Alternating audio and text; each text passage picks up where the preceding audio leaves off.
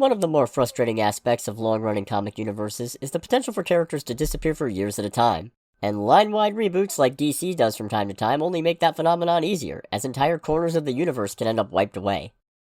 And this is what happened to the new, improved, and less maladjusted Christopher Smith after the New 52 came along in 2011.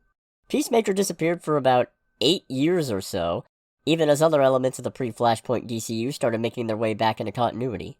And even then, Peacemaker's reemergence was a mere cameo, as one of the many, many heroes who tried and failed to fight Dr. Manhattan during the events of Doomsday Clock.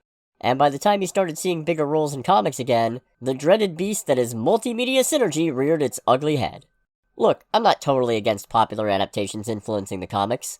A lot of the things we associate with Superman today got their start in his radio show, and turning Tony Stark into a snarky asshole did wonders for rehabilitating his personality after Civil War.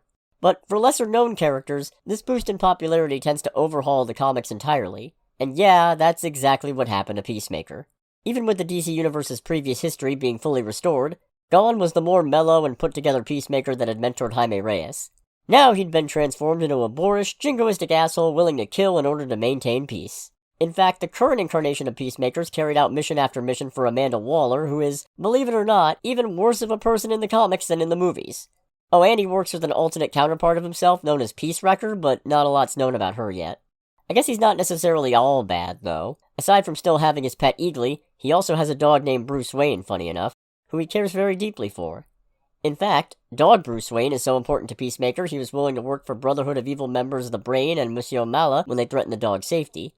Although to his credit, he did turn on them, even though it took them turning on him first. Currently, Peacemaker's in jail after Waller's attempt to drain all superheroes of their powers to fuel her own Amazo task force was thwarted.